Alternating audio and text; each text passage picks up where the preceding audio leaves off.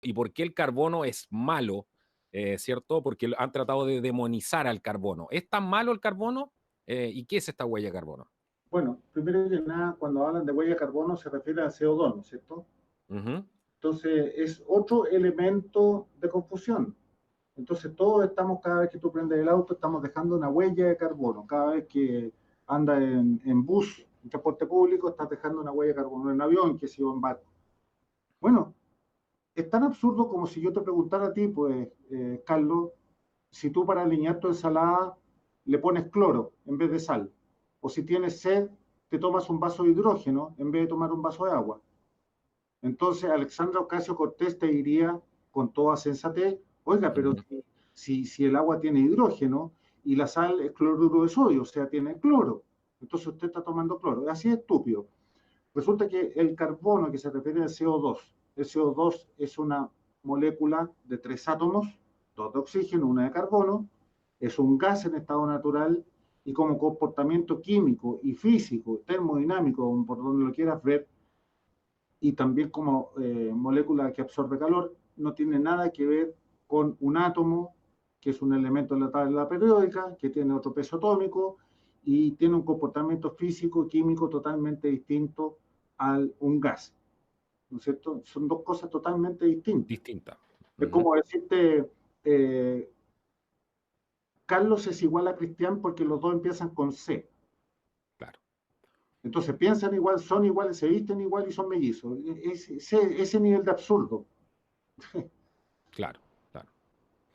¿Y por qué le están haciendo una guerra a este carbono? Lo explicaba muy bien Moncton en una de sus charlas, que ambos seguimos a Moncton, que es un, no sé si él es científico, no, me imagino que sí, que es un No, científico, no. no es científico. O sea, mira, cualquier persona que haya estudiado algo en su inicio, a los 18 años, cuando entró a la universidad, es el puntapié inicial en tu vida, ¿no es cierto? Después tú puedes estudiar muchas otras cosas. Él es un lord que no, Es un lord británico. Ujú. sí, sí, por herencia, pero él no es tercer vizconde de Brenchley, pero él no pertenece a la Cámara de los Lores porque es un título que heredó de su padre.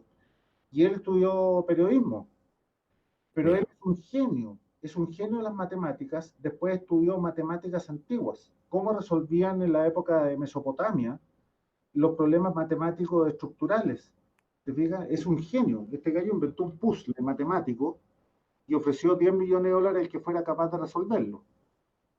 Y hubo, en el periodo que se vendió eso en el Reino Unido, hubo dos ganadores, a cada uno se le pagaron esa cantidad de plata, pero él ganó como 100 en la venta del ujú, puzzle. ¿Te fijas? ujú. Es un genio y se ha metido hace como 20 años lleva en esto ya y se ha metido en el mundo de la física, en el mundo de la termodinámica, en la física nuclear, en las matemáticas del cambio climático. Y yo te diría que aparte de dominar el El amplio espectro. espectro Ujú. sí, el espectro completo porque incluye la economía. Los análisis económicos de él son fantásticos y también la parte demográfica y la parte moral de este cuento. Ujú. ¿Ya? Porque estamos hablando que hoy día Naciones Unidas está produciendo entre 2 y 3 holocaustos al año. No los muertos que se van a producir en 100 años más o 80 años más por el calentamiento global. Las medidas de mitigación hoy día están produciendo esa cantidad de muertos en el mundo, gracias a Naciones Unidas. Bueno, ese es Monckton, a quien tuve el placer de conocerlo y me concedió dos reuniones que en total fueron como 3 horas y media en Washington en el 2017, así que somos muy amigos. Ya. Espero que venga Chile en diciembre, espero. Estoy, Sería genial que pudiera venir.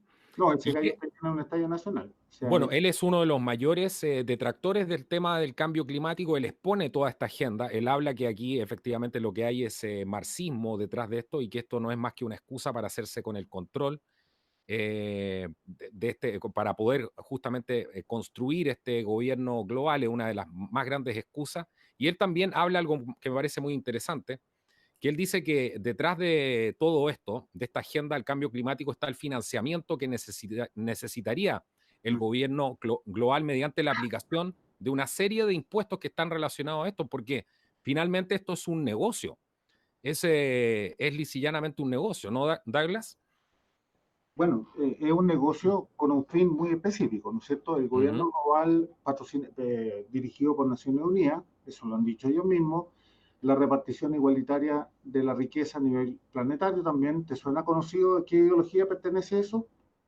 y a Mm. través de su gran herramienta basada en el temor y en la culpa, que es el cambio climático, sin ningún fundamento científico, y lo están logrando con pleno éxito, pero, ojo, solamente en la parte más débil de los gobiernos del mundo, que son las democracias de Occidente.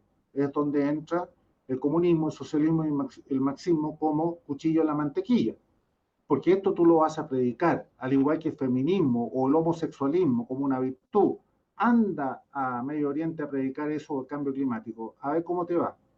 Es lo mismo que si fuera a Bangkok a fumarte una marihuana en un cafecito. La condena ahí a muerte, ¿no es cierto? O China, o Rusia, o India, no están ni ahí si saben que es un fraude. Solamente funciona en Australia, Nueva Zelanda, Europa completo y Norte y Sudamérica, y ahí se acabó el mundo. Tú África sabes, porque es beneficiario. tú sabes bastante de la historia, de hecho fuiste de alguna manera medio partícipe de todo eso y yo lo encuentro muy valorable. ¿Por qué no le cuenta a la gente por qué Estados Unidos finalmente se salió de este famoso Acuerdo de París? ¿Por Mm, qué Estados Unidos no sí, está apoyando esta agenda? Recordemos que demonizaron a Donald Trump tratándolo de que asesino, él atentaba contra la ecología, etcétera, por salirse de este famoso cambio. ¿Qué es lo que hay detrás de todo esto? asesino climático lo llamaron. Dicen Asesino llanamente. climático. Sí, claro. Ujú, Él proclamó, le advirtió al grupo de los ocho en Sicilia en mayo del año 2017 y apenas volvió a Estados Unidos, el 1 de junio de ese año, lo proclamó en el Jardín de la Rosa en la Casa Blanca y invitó a mi gran conocido amigo, le digo yo, no es que seamos amigos, pero lo conozco, el presidente del Instituto Heartland, primera fila ahí. ujú, ¿Por qué? ¿Qué pasó? Él es el presidente de la conferencia que organizó en marzo del año 2017 a la que asistí. Entre paréntesis, fui el único iberoamericano que estuvo ahí, que se hizo al lado de la Casa Blanca porque fue dirigida exclusivamente a los ministros y asesores de Donald Trump. Entonces, en términos generales, la conferencia entera fue la que convenció a los ministros y asesores y digamos a Trump. Pero Trump en su campaña lo decía, yo me voy a salir del acuerdo de París, el Job Killing Climate Agreement, ¿se acuerdan? claro. Bueno, tenía toda la razón. Se equivocó en una cosa nomás, porque él decía que el calentamiento global era un invento de los chinos.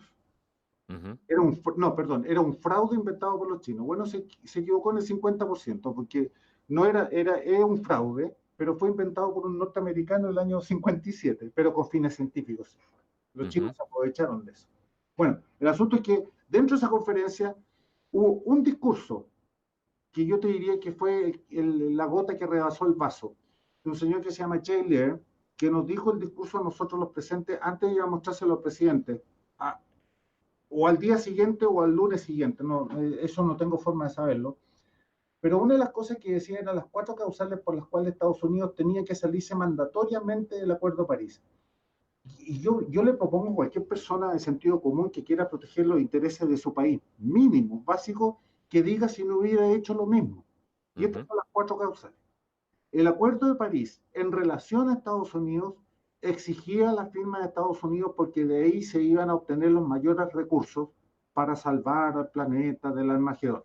Primero. Exacto. Ujú, Segundo, cualquier tecnología que Estados Unidos desarrollara en el futuro que emitiera gases de efecto invernadero por sobre lo razonable, sin definir lo que es razonable, Estados Unidos no lo podía desarrollar, no lo podía comercializar, vender ni usar.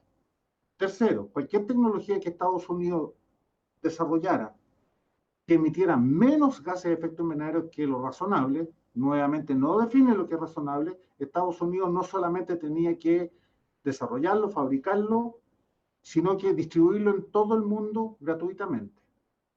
Dime tú, ¿qué empresario independiente se puede interesar, se puede motivar a desarrollar nada si no va a recibir nada a cambio? Y cuarto, y este para mi gusto es la lápida de lo absurdo, ujú. es Quiero hablar de